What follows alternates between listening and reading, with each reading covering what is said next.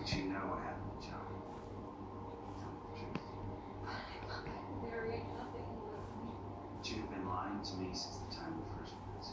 I can explain. You just have to let me Explain. Like you did about the white truck. Like you did about the forged checks.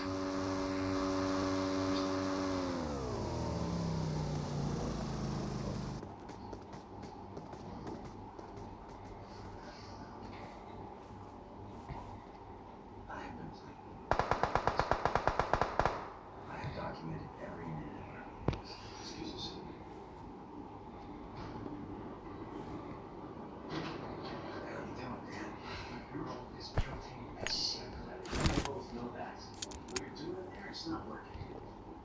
It's just girl like that.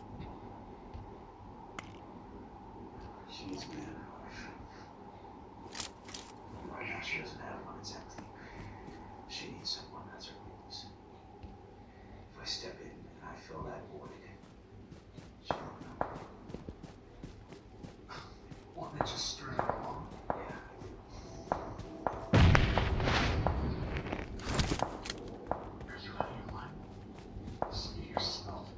Slip up, and you can kiss your career goodbye, not to mention your marriage and your respect.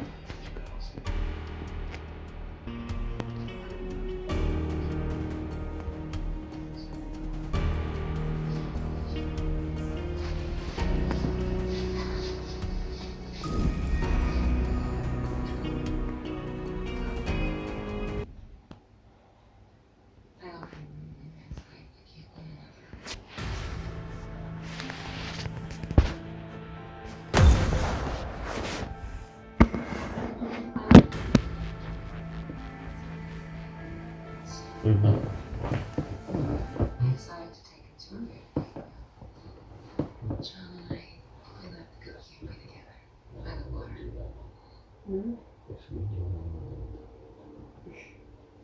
Nanonood sa YouTube eh. Na nakita ko lang sa hindi mo Google. buksan yan. Sa Google. Hindi mo buksan yan. Tapos, gano'n. Saka yung Ba't pinatawa mo? algorithm kasi mamaya eh. Pero tingin ko sa FCJ campsite na bubuksan yun. Hindi. Hindi rin. Hindi mo buksan yan dito. Makikita nila yung location na sa internet. Wala ako sa tubig. Tammy, where was Brandon during all this?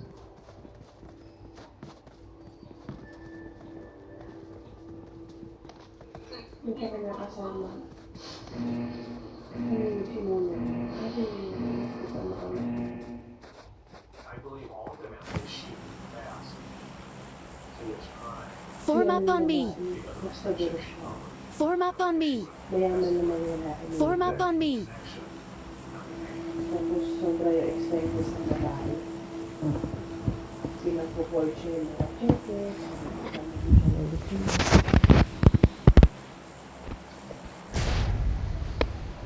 Yun na, yun na ebidensya. Naka-record.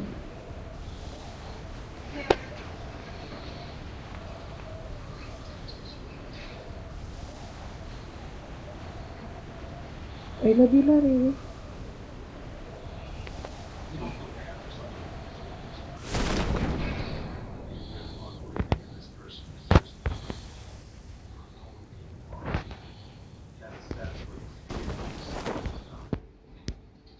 Tapos na. I'm not a person that leads somebody down an emotional field purposely. I felt bad manipulating somebody's feelings. Devastation to have this crime unsolved. Absolutely was worth it. Any investigator takes on responsibility. That's who you're working for. That's your job.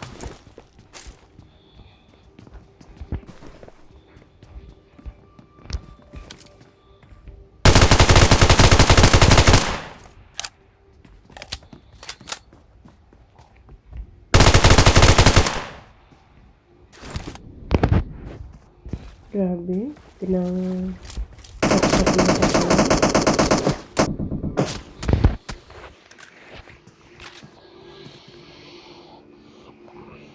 Ano? He is now 18 years old. Yung anak na lalaki. Promoted sila Medford. Daming crime din sa Amerika. Kasi documentary. Ay, hindi naman. Yun nung lalaki. Mabait daw yan. Well, ano nga siya eh. Well, like siya ng mga tao.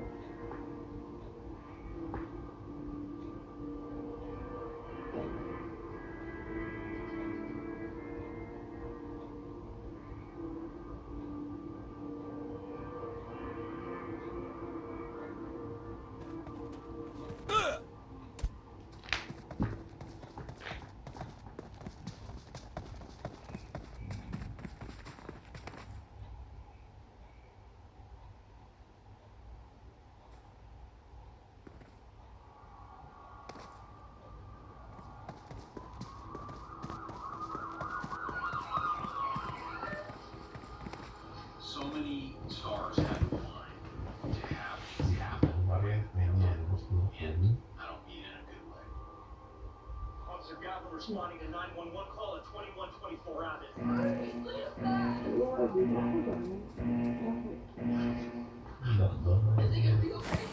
Ano naman? New Zealand. Kasi na lang ang mga nandun. Yan ang mga Australia and New Zealand.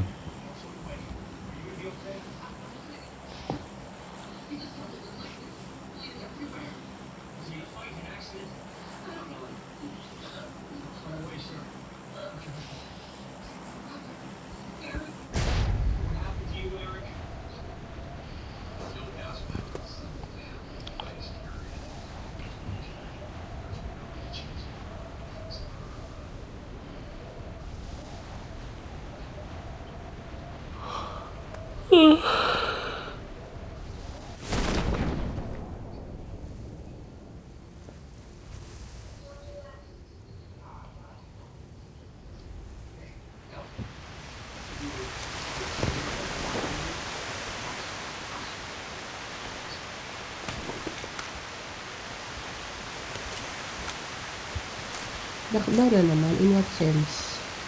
Lockdown daw eh. Kasi galing sa ano yung ano eh. Like what? Like, Galing ng Brazil yung ano eh.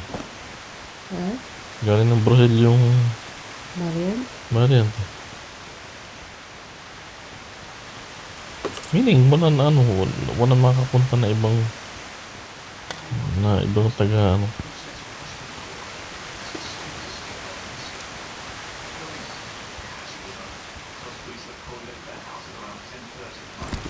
Kasi marami na ano. Sa Brazil, dami. Sa Brazil ba? O sa ano marami namatay? Belgium o Brazil? 1,600 sa isang araw. Ha? Ganun kadami ha? Sobra na rin naman. Corey Ross is a communications officer for the U.S. Navy, assigned to the USS Elrod. So his wife calls the ship to see if anyone has heard from him. No one has heard from Corey, so she calls the police to see if there were any accidents. She even calls the local hospital. Ang ganda naman ng to see police if the station na showed yun. up there, but no one has seen Corey. A short time later, police receive another 911 call, this time from a business in the same shopping center as the boss's bank. The caller reports a suspicious vehicle. Patay. Police identify the dead man as none other than Corey Ross. Corey appears to have been shot multiple times in the chest, and the officer assumes it's probably a robbery gone bad. Now it's become a full-blown homicide investigation. So detectives go out to talk with Kat, try and figure out who would want to do this and why. The first step to break the news. She breaks down and becomes hysterical with grief. She can't believe that something like this could happen, and she insists she has no idea who could have done this. Investigators at the crime scene realize they may have the killer caught on film. Like most bank ATMs, this one has a camera that records transactions. Mga ATM yun, may mga camera na. They actually see a man approaching Corey's car as he's parked in front of the ATM. The problem is that Corey's body obscures most of whoever it is, so you can't actually see his face. The images show that after the man enters the car, Corey drives off. Then, 7 minutes later, Corey returns to the ATM and tries to withdraw money. You can see Corey put his ATM card into the machine, and there's a man directly behind him holding a gun. Investigators ask bank officials for information on the boss's account. The first thing they want to know is how much money did he withdraw, how much was stolen. And they're surprised to learn that no money was taken out that night, because there was only $5 in their account.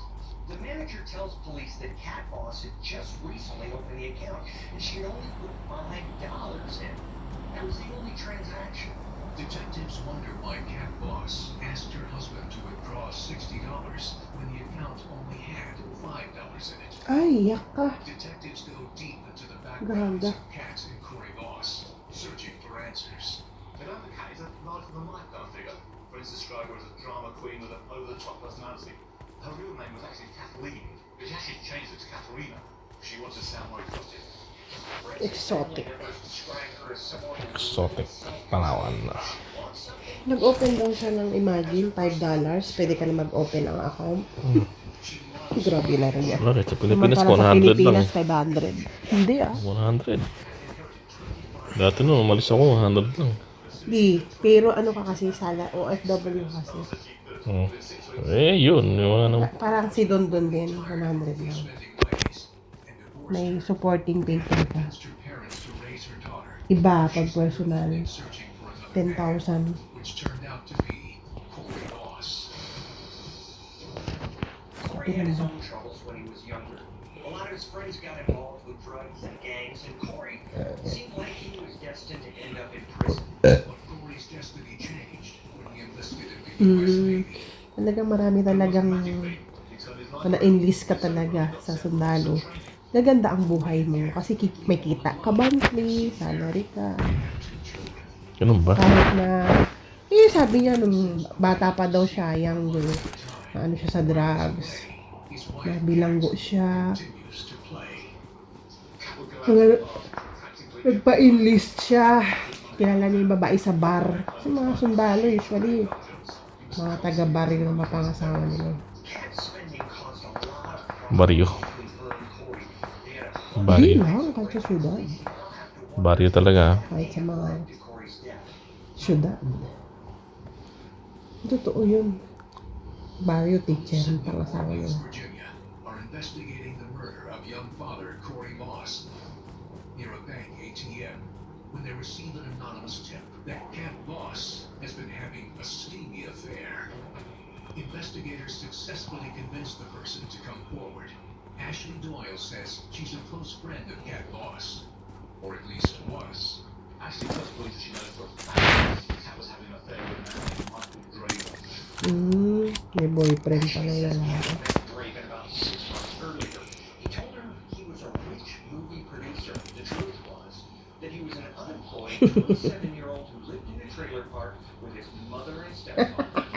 Ashley says Cat and Draven quickly became inseparable. Inseparable. They've now found the motive for Corey's Inseparable. Love. There's also money, $100,000 to be exact. That's the death benefit that Cat receives from the US Navy. Pagka pala namatay, $100,000. Cash benefits sa sundalo. Maliit lang, ano? 100,000? Yan. May life insurance pa na $400,000. They told the insurance company that she's a suspect in a murder and asked them not to pay out the policy. Not to mention. So may $500,000 siya. There's a number in West Virginia that Cat called repeatedly in the days and weeks leading up to the murder, and that number belongs to a man named David Runyon. Police learned that Runyon and Michael Draven are friends. Police go to West Virginia armed with a search warrant. In David Runyon's car, they find evidence linking him to Corey Boss's murder. They find a map of Newport News, a detailed description of Corey's truck, including the fact that he was missing a hubcap. They also find detailed directions to the bank, things that he'd never have unless he was involved in the murder. They arrest David Runyon on the spot and charge him with Corey's murder. Yung utak Then na they sa arrest both Cat Boss and Michael Draven. Cat Boss Ano, tsura. Tsura. 4 life sentences in federal prison for 4 murder. life sentences. Ito malupit yung pataw sa Virginia. Mamatay lang yung iba eh. Ilang years lang. Yun, no? Yun, no? Life imprisonment.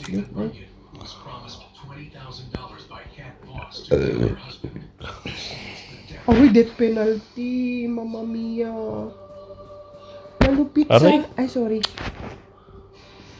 Turo mo sa ano, turo na turo. Malupit sa ano. Iba-iba kasi yung patao eh, yung parusa.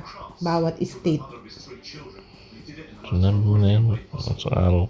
May magaan lang, may...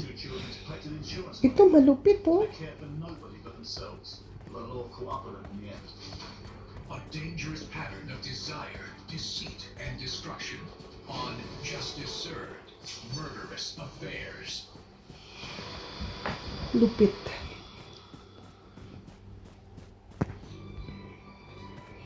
Di ba na gusto mo malupit? Hindi yung parusa ba? Miris.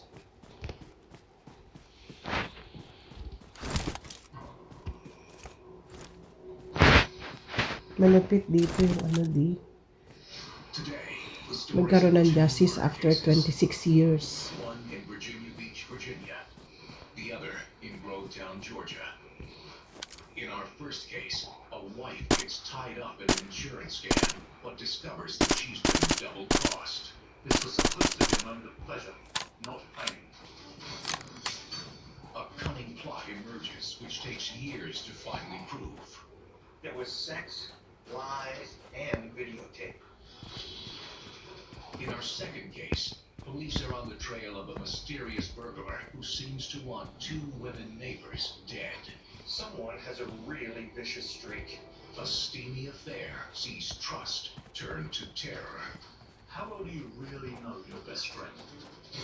Will justice be served for these crimes? 2 cases of love gone wrong. Coming up now on Justice Served. Murderous Affairs.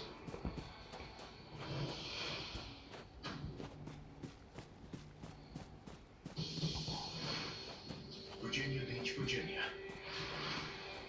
9:54 p.m. Police receive a frantic 911 call.